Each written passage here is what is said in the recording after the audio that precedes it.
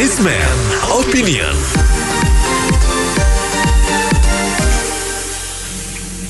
Mitra bisnis, Kapolri menetapkan Irjen Verdi Sambo sebagai tersangka pembunuhan Brigadir Yosua dengan ancaman hukuman mati. Menurut penyelidikan, selain diduga memerintahkan penembakan, Sambo juga diduga menjadi sutradara agar peristiwa itu seolah merupakan baku tembak. Bahkan ada 31 oknum kepolisian yang diduga terlibat dalam menutupi kasus ini. Apa komentar Anda mengenai kasus yang mirip seperti film-film detektif Hollywood ini?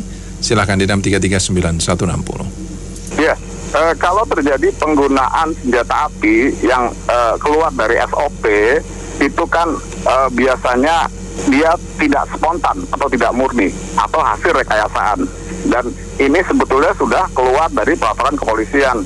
Dan skenario-skenario yang dilakukan dalam penyelidikan oleh Verdi Sambo, diatur-atur penyelidikan tulis skenario, seolah-olah ada peristiwa tembak-menembak, ternyata tidak ada, dan seolah-olah ada pelecehan kepada istrinya. Itu juga kemungkinan meragukan ada, karena apa? Karena Brigadir Joshua itu kan dia pemuda gagah ganteng ya, dan dia itu memiliki pacar bernama Vera yang masih muda dan cantik. Jadi mana mungkin melecehkan istri jenderal yang sudah tua dan mungkin kalah cantik sama pacar yang masih muda itu, si Vera. Jadi ini kemungkinannya hanya di karang-karang saja atau di skenario yang kedua, skenario berikutnya. Nah, apalagi ini menariknya Menko Polhukam berkomentar di kantor Kemenko Polhukam tanggal 9 Agustus tahun 2022 hari Selasa kemarin ya. Komentarnya begini, kalau terkait dengan motif itu nanti akan diungkap oleh penyidik karena saat ini sedang pendalaman. Motifnya juga mungkin terlalu sensitif dan hanya bisa dikonsumsi oleh orang dewasa. Nah, kata penyidik ini kan kemungkinan setelah penyelidikan selesai, sedangkan apa oleh kejaksaan ya, sedangkan penyelidikan ini belum selesai oleh polisi. Motifnya saja belum ketahuan apa. Saya curiga kemungkinan karena Brigjen Joshua sering membuka pemilu curang dalam dan politik Bupati di Jambi di belakang layar ya, karena dia pengaman almarhum itu dulunya. Di belakang layar curang atau membeli jabatan settingan juga menjadi presiden Indonesia dan wakil presiden Indonesia di belakang layar curang. Jauh di jabatan settingan, dia pernah membuka itu di media-media radio bahkan televisi, maka dia mungkin diincar untuk dibunuh dan dimasukkan dulu yang tadinya tugas di Polsek Jambi dijadikan asisten Irjen Verdi Sambo di Jakarta gitu, lalu kemudian dibunuh. Mungkin seperti itu udah diniatkan kepentingan politik kemungkinan. Terima kasih. Assalamualaikum. Kejadian ini membuat saya serem dengan aparat kepolisian.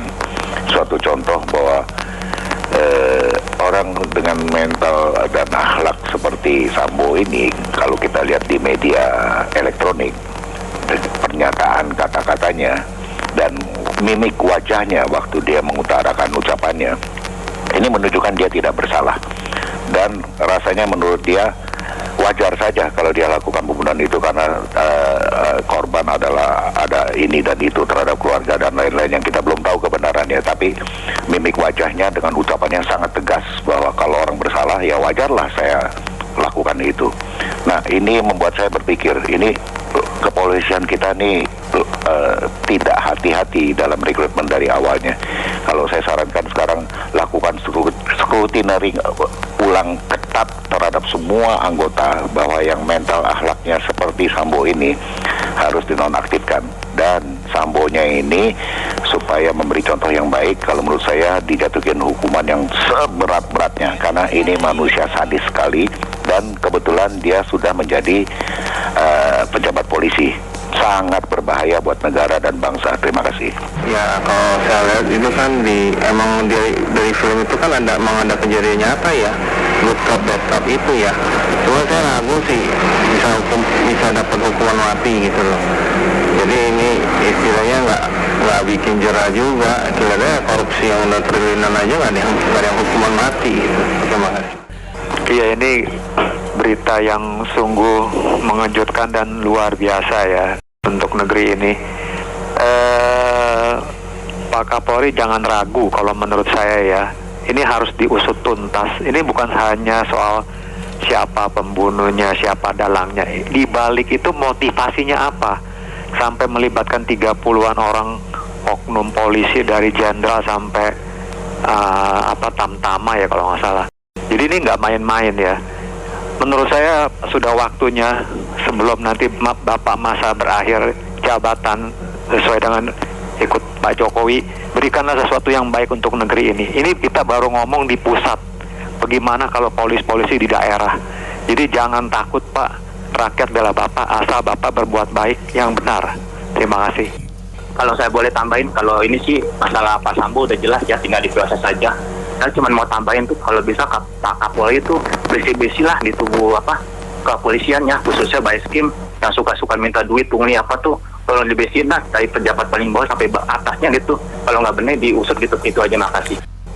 Begini, polisi itu dari dulu memang banyak masalah. Kadang-kadang kita nggak tahu. Sekarang lagi polisi nembak polisi.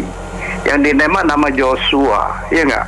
Dulu kan ada iklan kan, Joshua, kok bisa ya jeruk makan jeruk? Kacau lah kita. Ya, jadi memang kita sayangkan ya institusi Polri ternyata ada permufakatan jahat antara tersangka dan tepatnya pengawasan polisi ini harus dilakukan oleh Polres dan juga oleh masyarakat supaya jangan ada Verdi Sambo lainnya atau oknum polisi yang berniat jahat lainnya yang tersebar di seluruh Indonesia. Karena kadang-kadang tidak jarang kita lihat ya perilaku asertif atas kejahatan, misalnya kalau ada serah terima jabatan Kapolres, serah terima jabatan Kapolda, itu yang duluan sowan ke Kapolda baru atau ke Kapolres baru itu justru pelaku-pelaku atau terduga pelaku bandit-bandit kriminal itu. Nah, jadi karena kalau polisi ini tidak dipisahkan dengan seperti itu, lama-lama pemikiran mereka ya jadi kriminal juga oknum-oknum ini. Jadi karaoke, joget-joget, serah terima, tapi yang datang bandit-bandit semua gitu. Terima kasih. Ya, komentar saya itu sebetulnya singkat aja. Hati-hati, negara Indonesia itu dalam ancaman besar, saya bilang. Karena apa? Karena hari kemerdekaan ini sudah disusupi polisi itu. Jadi polisi itu akan melakukan tindakan yang lebih besar.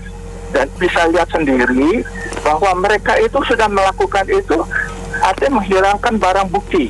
Sedangkan masalahnya aja mereka tidak tahu, tapi sudah melakukan suatu tindakan indisipliner dan melanggar etika.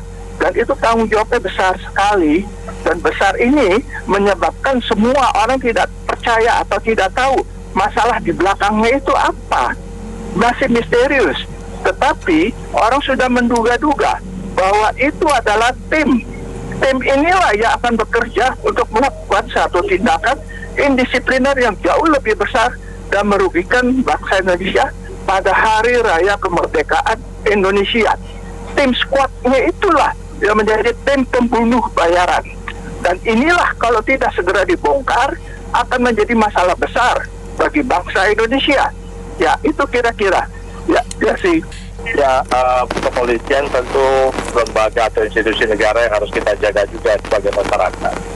Jadi memang mungkin supaya jangan sampai terjadi sudah kasusnya besar seperti ini, maka perlu dari hal-hal yang kecil tindak tanduk dari masing-masing oknum kepolisian itu diawasi. Oleh karena itu, mungkin polisi harus membuka whistleblower system kepada masyarakat, sehingga kalau kita melihat ada Kapolsek oknum ya, atau oknum Kapolsek, oknum Kapolres, atau siapapun yang kira-kira akrab dengan terduga tersangka ya, entah itu begging judi atau kejahatan-kejahatan lain, itu masyarakat cepat melaporkannya, sehingga dengan begitu ketika potensi kejahatan itu masih tinggi rumput, udah bisa dibasmi. Kalau udah tinggi kayak ilalang seperti sekarang ya hanya bikin malu aja sih, bikin malu bangsa kita di internasional juga. Terima kasih.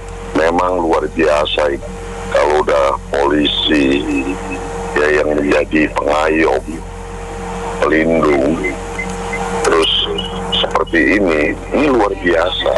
Ini polisinya polisi, bagaimana dengan rakyat nanti? Nah, sehingga ini kepolisian benar-benar harus berbenah diri. Sudah terjadi moralitas yang nggak baik di kepolisian. Dan itu banyak kasus-kasus lain yang seharusnya dia jadi pengayom, penegak hukum, dia yang melanggar hukum. itu tadi termasuk backing judi. Nah, ini berbahaya sekali di polisi ini, dan buat Republik ini sangat mengkhawatirkan. Sehingga perlu ada evaluasi. Nah, dalam hal ini Kompolnas juga benar-benar harus mengawasi dengan baik.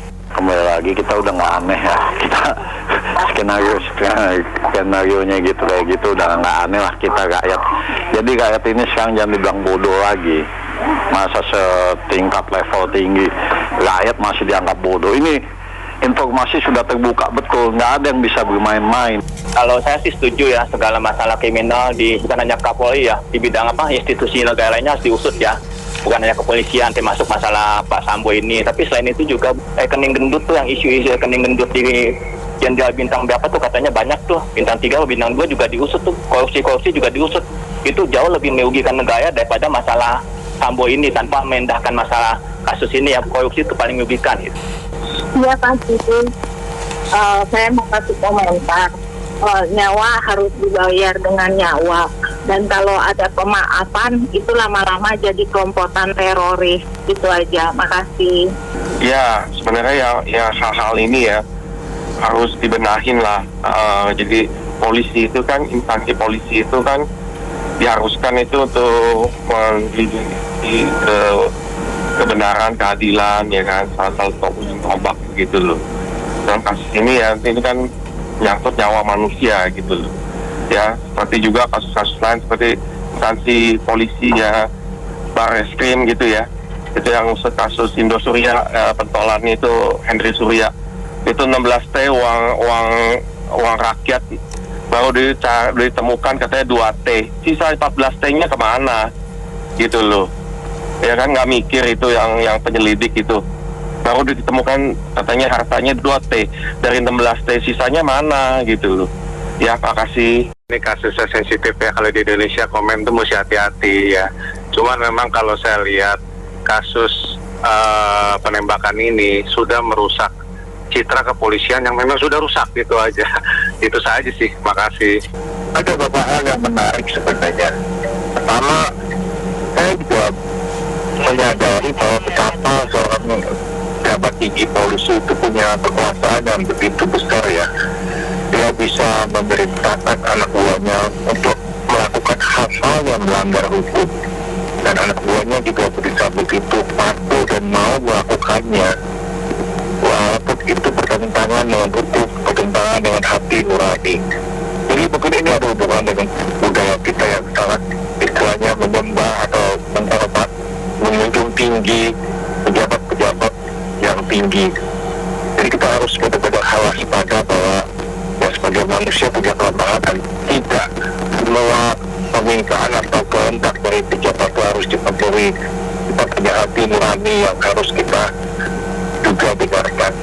Kemudian kedua, saya juga kaget bahwa pejabat tinggi itu punya ajudan begitu banyak, keluarganya ada ajudan, dia ada ajudan, ada supir, yang polisi segala macam. Padahal kadang-kadang masyarakat tidak butuh polisi untuk keamanan. Apakah itu tidak terlalu mubazir ya? Itu mestinya kan polisi juga tugasnya utama adalah mengayomi masyarakat, bukan mengayomi pejabat tinggi. Ya mungkin saya ajudan tapi cukup saya rasa satu atau dua saja, tidak sekian banyak dan hanya tetapkan di rumah pejabat tinggi. Terima kasih. Ya, kalau menurut saya pembelajarannya untuk lebih pendidikan khususnya juga moral juga, dan juga untuk Polri juga ya ini udah bagus ya diungkap selebar-lebarnya, malah tapi ya memang karena ada campur tangan ya, ada perintah juga. Atau kalau presiden yang merintahkan untuk dibuka lebar, takutnya malah enggak. Tapi ya, ini lah yang penting ini jadi pelajaran kalau pejabat-pejabat itu juga harus dikoreksi ya, harus dilihat, harus dikasih kaca besar gitu loh. Itu aja, makasih.